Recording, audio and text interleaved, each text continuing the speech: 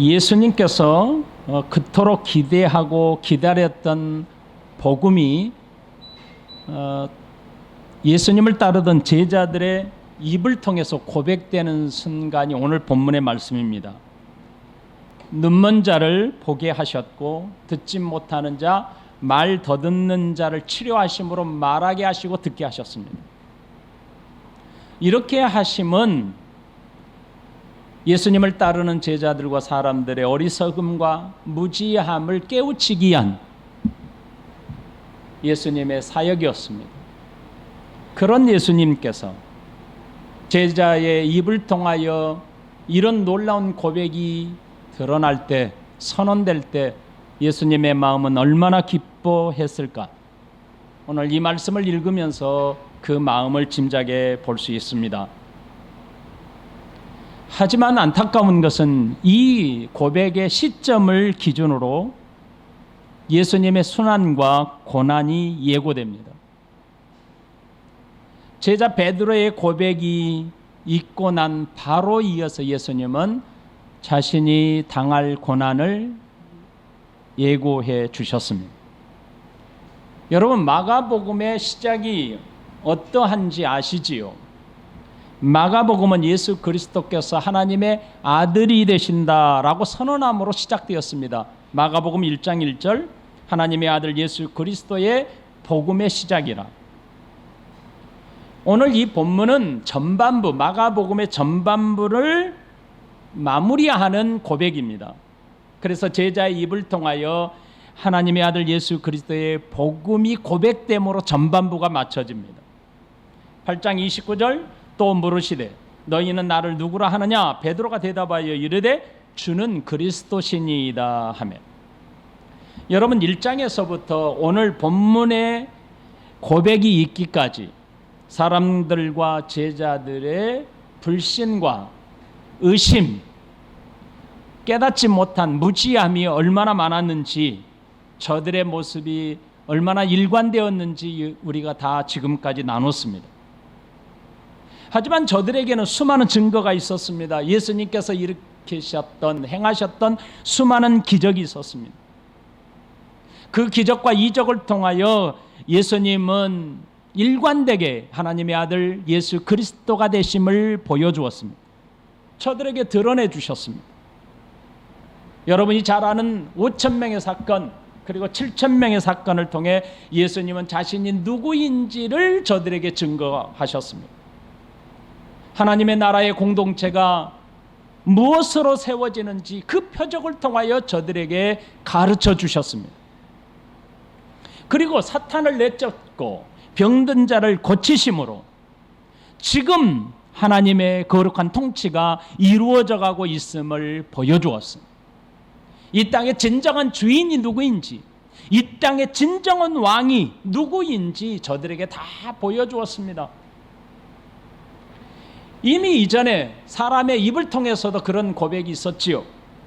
예수님께서 하나님의 아들이시며 그리스도이심을 세례 요한을 통해서 이미 증거했고 증언해 주었습니다. 예수님은 직접적으로 세례를 받으시는 장소에서 하나님 아버지로부터 그 증언을 사람들에게 보여주었습니다. 그리고 예수님은 그 이후에 수많은 증언들, 수많은 기적들, 수많은 이적들을 바탕으로 예수님 자신이 하나님의 아들이시고 그리스도가 되심을 보여주었지요. 예수님을 따르던 제자들은 어떠했습니까? 보고도 믿지 못했지요. 듣고도 깨닫지 못했습니다. 이런 제자들에게 예수님은 뭐라고 하셨죠? 아직도 깨닫지 못하느냐? 어찌 이렇게 둔하냐라고 책망하셨습니다. 예수님은 그렇게 무지한 제자들을 포기하지 않으시고 계속해서 가르쳐 주셨고 지속적으로 보여주었습니다. 벳세다에서 맹인을 치료하신 후 비로소 제자들의 입을 통하여 예수님이 누구인지 정확하게 고백되는 순간입니다. 1장 1절에서 하나님의 아들 예수 그리스도의 복음의 시작이라 라고 시작된 마가복음이 오늘 이 베드로의 고백을 기점으로 마무리가 됩니다. 그리고 후반부는 예수 그리스도께서 직접 받으셔야 할 고난, 순환을 예고하심으로 시작되고, 그리고 백부장의 고백으로 후반부가 마무리됩니다. 그 후반부의 고백이 무엇입니까? 마가복음 15장 39절, 백부장은 이렇게 고백합니다. 예수를 향하여 섰던 백부장이 그렇게 순지심을 보고 이르되 이 사람은 진실로 하나님의 아들이었도다 하더라.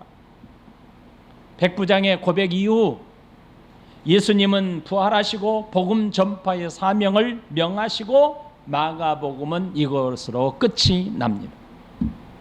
여러분, 마가복음 8장 후반부를 통해서 예수님의 지상사역이 얼마 남지 않았음을 짐작해 볼 수 있습니다. 예수님의 마음이 몹시 급한 시점입니다. 얼마 남지 않는 예수님의 공적인 사역인 십자가를 지심과 그리고 무덤에서 부활하심, 그리고 승천하심이 이루어진다면 예수님께서 그토록 가르치셨던 하나님 나라의 복음 전파가 누구를 통해서 이루어지게 됩니까? 예수님을 따르던 사도들, 예수님을 따르던 제자들을 통해서 이루어져야만 합니다. 이 중차대한 사명자로 세워져야 할 제자들이 아직도 깨닫지 못하고 아직도 믿지 못하고 있는 모습에서 예수님의 마음이 얼마나 답답했을까? 예수님의 마음이 얼마나 갑갑했을까? 그렇게 우리도 함께 느껴볼 수 있는 대목입니다. 예수님은 그런 제자들에게 특별한 계시를 증거할 필요가 있었습니다. 맹인을 치료하신 예수님은 제자들을 따로 교육할 수 있는 장소로 이동하십니다. 베세다에서 떠나셨습니다. 그리고 예수님은 빌립보라고 하는 가이사라라고 불리는 가이사라 빌립보라는 동네로 제자들을 따로 데리고 올라가셨습니다. 27절에 예수와 제자들이 빌립보 가이사라 여러 마을로 나가실새 길에서 제자들에게 물어 이르시되 사람들이 나를 누구라 하느냐. 예수님께서 제자들과 함께 앞을 보지 못했던 맹인을 치료하신 후 벳세다를 떠나십니다. 그리고 갈릴리에서 좀 더 북쪽에 있는 가이사라 지역으로 이동하십니다. 그곳에서 예수님은 여러 마을을 다니시면서 계속해서 여러 마을을 지나다니시면서 복음을 증거하셨습니다.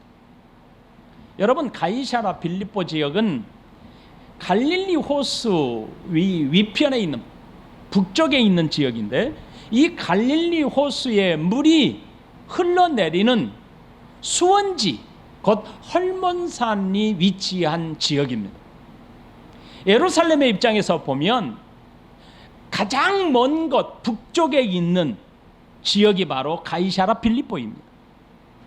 여러분, 예수님께서 지금 갈릴리에서 사역을 하시다가 갈릴리 북쪽에 위치한 북쪽 해변에 위치한 벳세다에서 사역하시던 예수님께서 약 40km 위쪽에 있는 가이사라 빌립보 최북단에까지 이동하신 이유가 있습니다.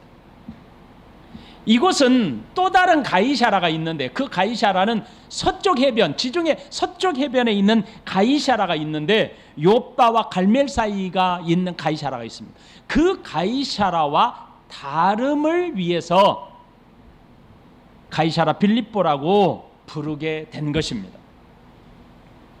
가이사라 빌립보는 구약시대에도 있었는데, 이 구약시대에는 뭐라고 불렀냐면 바알갓이라고 명하여 불렀습니다. 왜냐하면 구약시대에 이곳에 무엇이 있었냐면 바알 신전이 있었거든요. 그래서 바알 신전이 있던 곳인데 바알갓이라고 이름을 붙인 이유는 바알의 행운이 있는 곳이다. 행운의 바알이라는 뜻으로 바알갓이라고 이름지어 불렀던 것입니다. 그래서 여호수아가 이곳을 점령할 때 바로 여호수아 11장 17절에는 이렇게 기록하고 있지요. 그 세일로 올라가는 한락산에서부터 헤르몬, 아까 말했죠.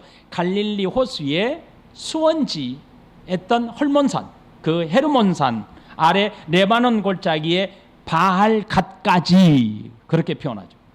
바알갓까지라. 그들의 왕들을 모두 잡아 죽였더라. 그러니까 여호수아 시대에 이곳 바알 신전이 있던 바알갓이라고 불렸던 곳이 바로 신약 시대 오늘날 우리가 부르는 가이사라 빌립보입니다. 구약 시대를 살펴본다면 구약 시대에는 이곳이 어떤 곳입니까? 우상 숭배 진원지, 우상 숭배에 만연했던 장소라고 추측해 볼 수 있습니다. 그러다가 로마가 통치하던 시대가 돌아올 때 이곳에서 로마 신, 목자들의 신이라고 불리는 판을 섬기던 곳이었습니다. 판이라고 하는 신은 로마 신화에 등장하는 신의 이름인데 이것으로 인해서 파네아스라고 하는 지명으로 바꿔져 불렸던 곳입니다. 그러다가 헤롯 대왕이 로마 황제 아우구스투누스를 기념하기 위해서 신전을 건립했습니다. 왜냐하면 로마 황제가 헤롯 대왕에게 이곳을 허락해 주었거든요. 하사했거든요. 그래서 황제 아우구스투스를 기념하기 위해서 헤롯 대왕이 황제 신전을 건립했고 헤롯 대왕의 아들 빌립 2세, 헤롯 빌립 2세가 신전을 대리석으로 다시 재건립했습니다. 그래서 이곳 이름을 황제라고 하는 이름의 뜻을 가리키는 가이사로 불리웠고, 그리고 신전을 재건축했던 빌립 이름을 따라서 가이사라 빌립보라고 지역 이름을 붙인 것입니다. 이 모든 설명들을 토대로 정리하면 가이사라 빌립보는 우상 숭배가 만연한 지역이었고, 예수님 당시에도 로마 황제를 신으로 숭배하기 위하여 세워진 황제 신전이 있던 곳입니다. 이런 곳으로 예수님은 일부러 제자들과 함께 방문하게 된 것입니다. 그리고 그곳에서 예수님은 제자들에게 이렇게 묻습니다. 길에서 제자들에게 물어 이르되 사람들이 나를 누구라 하느냐? 예수님은 길에서 제자들에게 사람들이 나를 누구라 하느냐라고 물으셨습니다. 여러분, 제자들에게 이렇게 질문하심은 사람들의 생각이 어떠한지 알고자 하신 것이 아니라는 사실을 여러분 기억하셔야 합니다. 이렇게 질문하신 이유가 있습니다. 그것은 바로 제자들의 생각이 어떠한지 끌어내기 위한 가교적인 질문일 뿐입니다.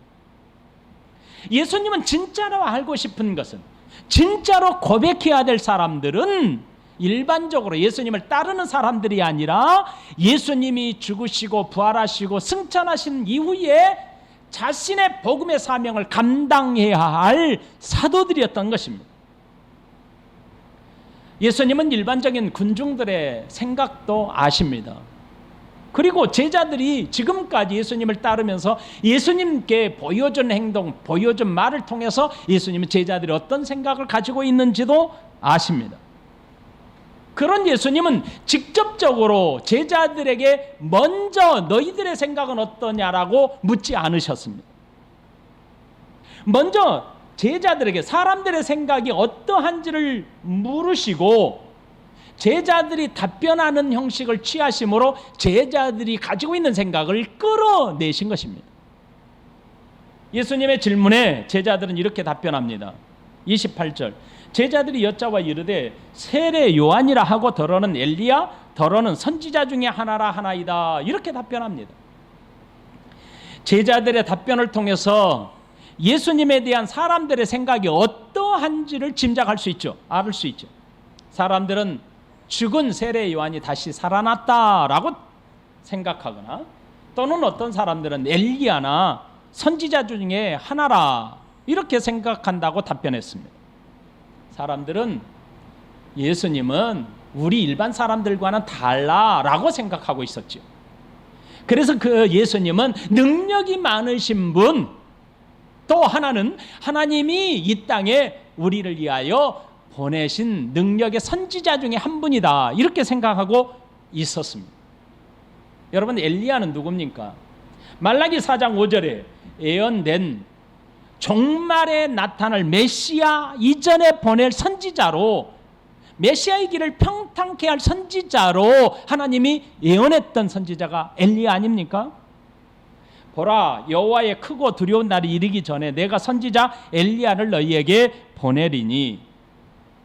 그리고 선지자 중에 하나라는 이 생각에는 신명기 18장 18절에 약속한 종말에 나타날 선지자로 생각하고 있었다는 뜻입니다. 내가 그들의 형제 중에서 너와 같은 선지자 하나를 그들을 위하여 일으키고 내 말을 그 입에 두리니 내가 그에게 명령하는 것을 그가 무리에게 다 말하리라. 제자들이 사람들의 생각을 밝힌 세례 요한은 말라기에서 약속한 엘리야로 이미 보냄을 받았다라고 마가복음은 이미 증언했습니다. 그리고 엘리야와 선지자 중에 하나라고 말한 것은 구약 성경에서 메시아를 예언했던 중심 인물이었습니다. 이를 통해서 당시 백성들의 생각을 짐작할 수 있죠.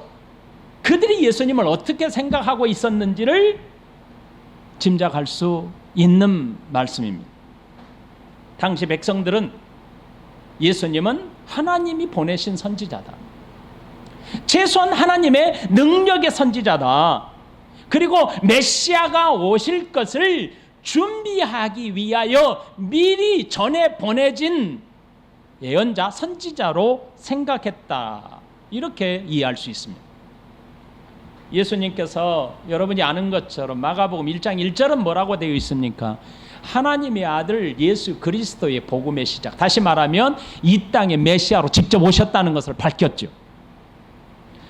예수님은 메시아가 오시기 전에 보냄을 받을 예언자나 선지자로 보냄을 받은 것이 아닙니다. 그런데 일반 군중들은 그렇게 생각했다는 것입니다. 지금까지 기적을 행하신 예수님, 이런 예수님을 보면서 군중들은 최소한 위대한 선지자로는 인정했다는 뜻입니다. 사람들은 예수님의 능력과 권능을 행하시는 하나님으로부터 보냄을 받은 사람이다 라고 생각하고 있었다는 겁니다. 하지만 예수님을 구원을 위한 메시아, 자신들을 구속할 메시아로 인정하지 않았다는 뜻입니다. 만일 메시아가 임한다면 저들은 생각하기를 다윗의 후손을 통해서 왕으로 오실 분이다, 이렇게 기다리고 있었던 겁니다. 그러므로 베드로가 고백한 당신은 그리스도입니다 라는 뜻은 당신은 우리가, 죄송합니다, 이 원고가 바뀌었어, 한 장이 앞으로 왔어, 죄송합니다. 구원을 위한 군중들은 메시아로 생각하고 있지 않았다는 뜻이죠. 예수님은 제자들의 답변을 듣고 난 후 예수님의 제자들의 생각이 어떠한지 이제 집중적으로 질문하셨습니다. 29절에 보십시오. 또 물으시되 너희는 나를 누구라 하느냐? 베드로가 대답하여 이르되 주는 그리스도이십니다 라고 하며, 여러분, 사람들이 어떻게 생각하는지를 물었던 예수님께서 이제 제자들에게 직접적으로 질문을 하십니다. 너희들이 지금까지 사람들의 생각을 답변했는데 그러면 너희는 나를 누구라고 생각하느냐? 제자들 입장에서 생각해 본다면 다른 사람들의 생각을 옮기는 것은 어려운 일이 아닙니다. 혹시라도 자신이 답변하기 어려운 질문이 있다 할지라도 다른 사람들의 생각이 어떠냐라고 질문을 한다면 쉽게 답변할 수 있는 질문입니다. 예수님께서 제자들에게 이렇게 먼저 다른 사람에 대해서 질문하신 이유는 예수님의 제자들의 생각을 끌어내기 위한 가교적인 질문이다, 이렇게 말씀을 드렸죠. 왜냐하면 제자들의 입장에서 매우 어려운 질문이잖아요. 지금까지 제자들의 태도를 보면 보여주어도 보지 못하고 들려주어도 말씀을 깨닫지 못하는 제자들 아니었습니까? 그런 제자들에게 이 질문을 한다면 얼마나 어렵겠습니까? 그런데 이제 전반부가 마무리되는 이 시점에서 이제 제자들의 고백이 필요한 시점이에요. 예수님의 공적 사역이 얼마 남지 않는 시간입니다. 이후로 예수님은 그 가이사랴 빌립보로부터 시작하여 출발해서 예루살렘으로 입성해서 십자가에 달려 죽으실 시점이 다가오게 된 것입니다.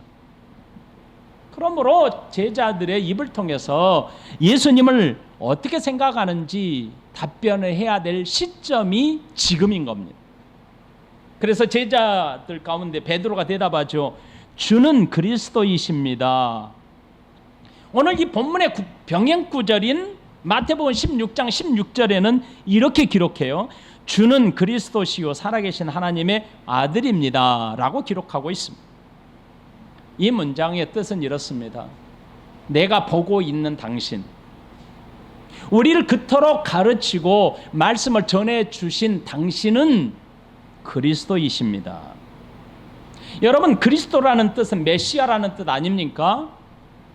하나님께서 특별한 인물을 위해서 기름 부음 받은 자라는 의미가 담겨져 있는 그리스도, 곧 구약의 메시아라는 뜻입니다.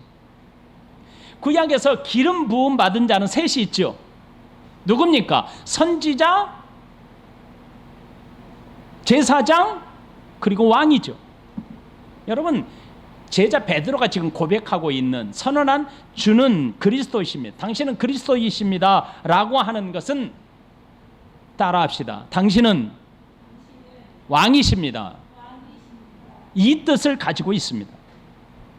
당신은 왕입니다를 강조하는 내용입니다. 왜냐하면 사람들의 생각을 물으신 예수님께서 제자들의 답변을 통하여 누구라고 이미 지금 고백되었습니까? 선지자 중에 한 명입니다 라고 이미 제자들의 입을 통해서 예수님께 말씀드리지 않았습니까? 그러므로 선지자는 제사장입니다 라고 고백할 필요가 없었던 것이죠. 제자의 입을 통해서.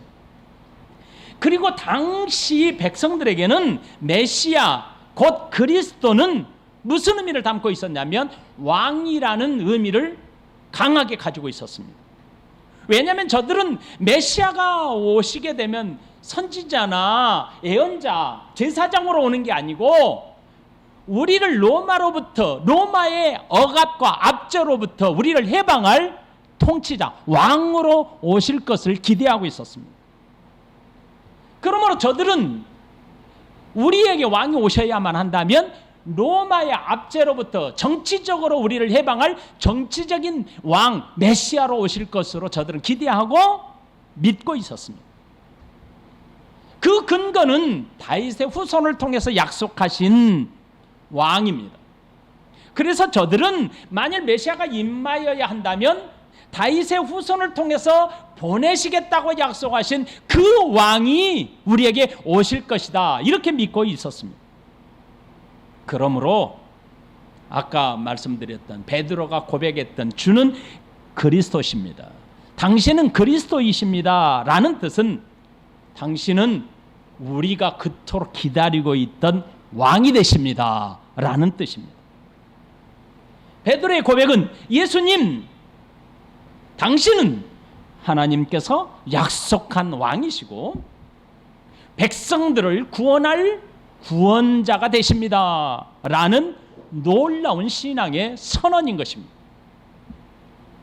예수님께서 왜 가이사랴 빌립보까지 제자들을 데리고 가셨는지 이해가 되십니까?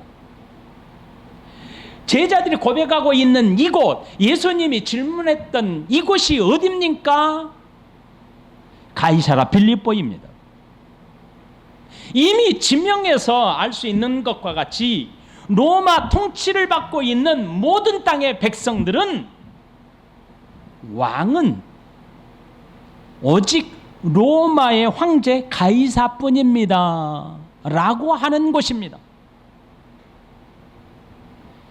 로마의 최초 황제였던 아우구스투스를 신으로 숭배하기 위해서 신전을 세워 있던 곳이 가이사라 빌립보 아닙니까? 이런 지역에서 예수님께서 제자들에게 지금 질문하신 이유가 있었던 것이죠. 로마 황제를 신으로 숭배하는 사람에게는 다른 어떤 사람에게도 왕으로 부를 수가 없는 거예요. 만일 왕으로 부르면 그는 죽임을 당합니다. 당시 유대인들에게는 메시아 곧 그리스도를 로마의 압제로부터 우리를 해방할 왕으로 기대하고 있었지만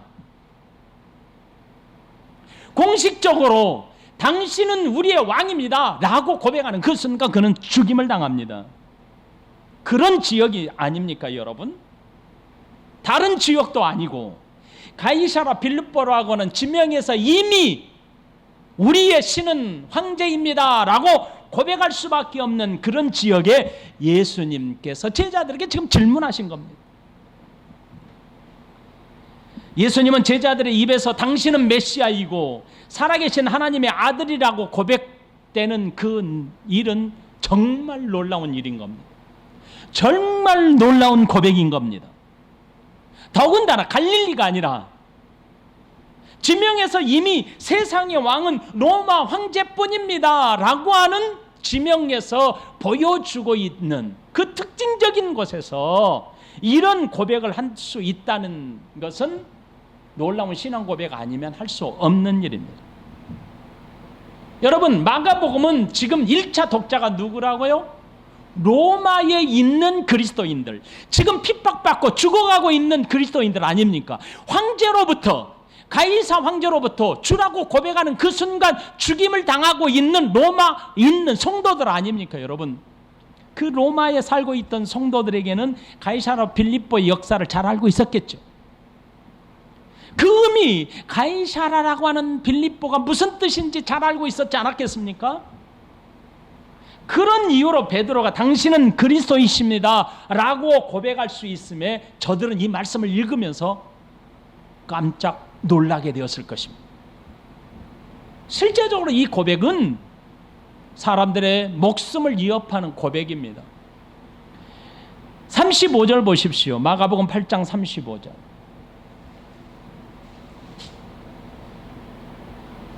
누구든지 자기 목숨을 구원하고자 하면 잃을 것이요 누구든지 나와 복음을 위하여 자기 목숨을 잃으면 구원하리라.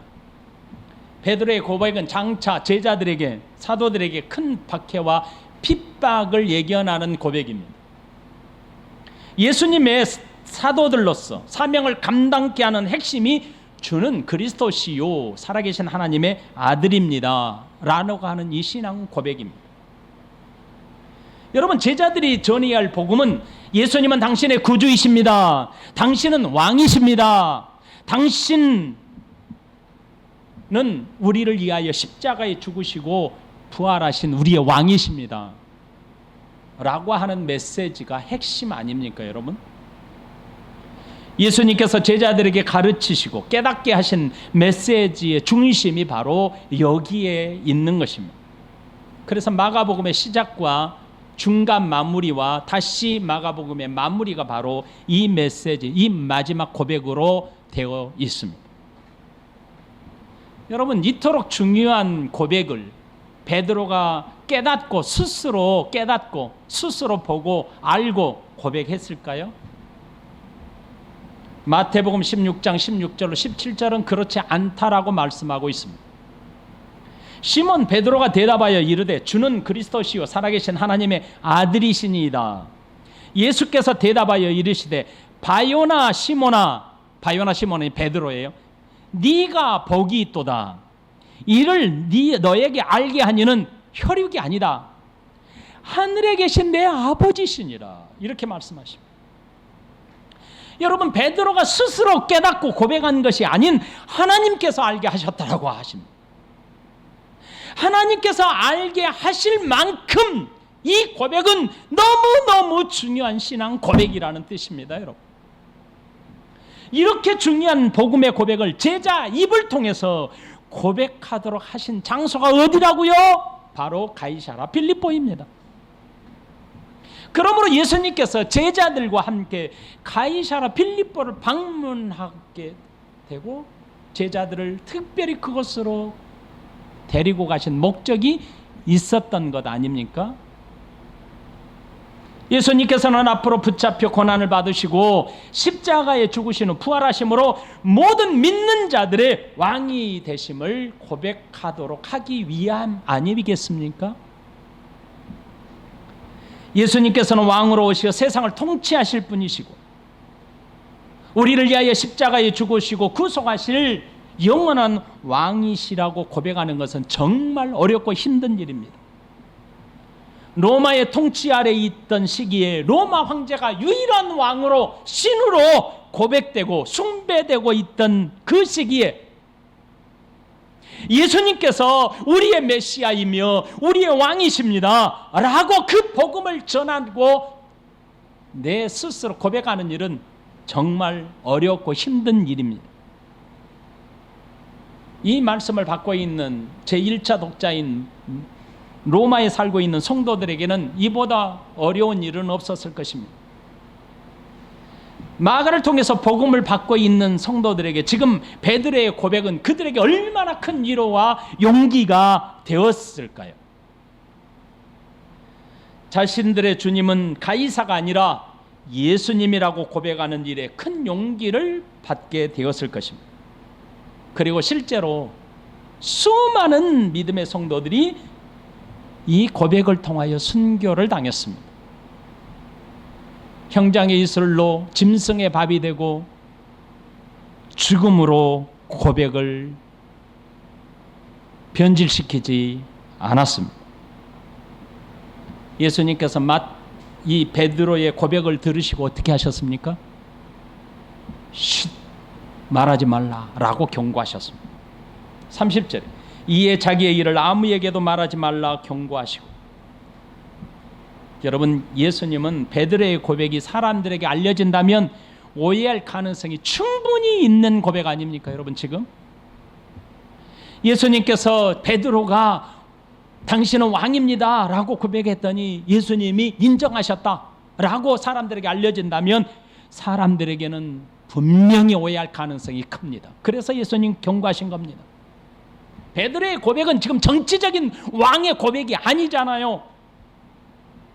제자들까지 오해할 가능성이 대단히 높은 고백 아닙니까? 실제적으로 이후에 제자들은 그렇게 오해를 하고 있었어요.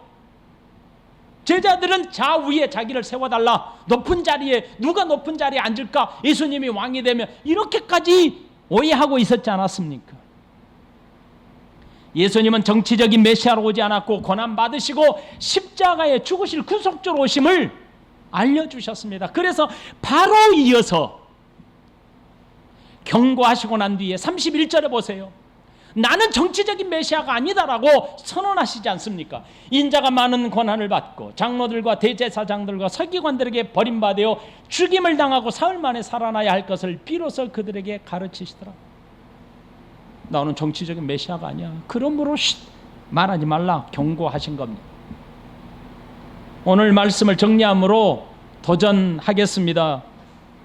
첫 번째, 우리는 주님의 마음을 생각해 보셔야 합니다.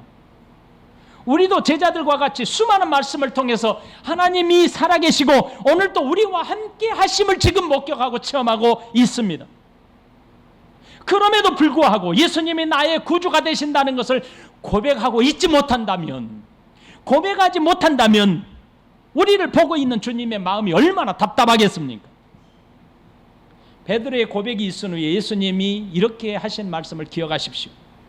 예수께서 이르시되 바요나 시몬아, 내가 복이 있도다. 이를 내게 알게 한 이는 혈육이 아니요 하늘에 계신 내 아버지시니라. 내게, 내 마음속에 이런 예수님에 대한 분명한 확신이 없고 이런 분명한 신앙 고백이 없다면 우리는 이렇게 기도하실 수 있습니다. 나의 눈을 열어 보게 하십시오. 왜냐하면 베드로에게 알게 하시는 분은 하늘에 계신 아버지시거든요. 나의 눈을 열어 보게 하십시오. 나의 귀를 열고 듣게 하십시오. 나의 입을 열어 고백하게 하십시오 라고 기도할 수 있어야 합니다. 두 번째로는 예수님은 제자들에게 물었던 질문을 오늘 나에게 묻고 있습니다. 너는 나를 누구라 하느냐? 너는 나를 누구라고 생각하느냐? 이제 이 질문의 답변은 여러분 차례입니다. 만일 로마에 살고 있던 그리스도인이라고 하더라도 이런 고백은 담대하게 할 수 있어야 합니다. 지금 여러분이 로마에 살고 있는 그리스도인으로 서 있다 하더라도 칼을 들고 있는 서 있는 자 군병이 장병이 여러분의 목에 칼을 대면서 예수님을 너는 누구라고 생각하느냐라고 질문할 때 여러분은 흔들림 없이 망설임 없이 이 고백을 할 수 있어야 합니다. 그리고 죽임을 당해야 합니다. 여러분, 그런 핍박과 그런 고난이 온다 할지라도 여러분은 고백할 수 있겠습니까? 생명의 주, 여러분의 구원의 주, 영광의 주님이 나의 주가 되십니다라고 고백할 수 있겠습니까? 내 입에서 그런 고백이 나오지 않는데 누구에게 이 말씀을 가르칠 수 있겠습니까? 세 번째로는 나는 맹인과 다릅니까? 나도 맹인과 같이 예수님을 희미하게 생각할 수 있습니다. 맹인이 처음에는 희미하게 보았지 않았습니까? 그가 말하기를 나무 같은 것들이 걸어다니는 것이 보입니다 라고 했습니다. 마찬가지로 나도 예수님은 선지자 중에 한 분으로 죽었다가 살아난 세례 요한과 같은 자로 능력자로 생각할 수 있어요. 나의 주 예수 그리스도라고 고백하기보다는 사람들에게 본이 되는 분으로 능력을 행했던 사람으로 성인 군자쯤으로 생각할 수 있습니다. 하지만 맹인은 나중에 확실하고 뚜렷하게 보았습니다. 사람이 나무가 아닌 것을 보았습니다. 사람이 사람으로 보았습니다. 그런 것처럼 나도 예수님이 나의 구주로 되십니다. 나의 주님이십니다 라고 깨닫고 볼 수 있어야 합니다. 여러분, 이렇게 고백하셔야 합니다. 나의 왕이십니다. 이렇게 분명하게 뚜렷하게 고백할 수 있는 성도들이 되셔야 합니다. 여러분, 마지막 날에는 이 고백이 여러분을 생명의 길로 인도할 겁니다. 마지막 순간에는, 마지막 여러분이 죽는 그 순간에는 이 고백이 여러분을 영생의 길로, 영광의 하나님의 나라의 길로 여러분을 인도하실 겁니다. 만일 이 고백을 할 수 없다면 여러분은 마지막 날에 영원한 지옥의 불에 영영이 꺼지지 않는 불에서 고통을 받아야 할 것입니다. 잠시 눈을 감으시고 도전 세 가지를 생각해 보십시다.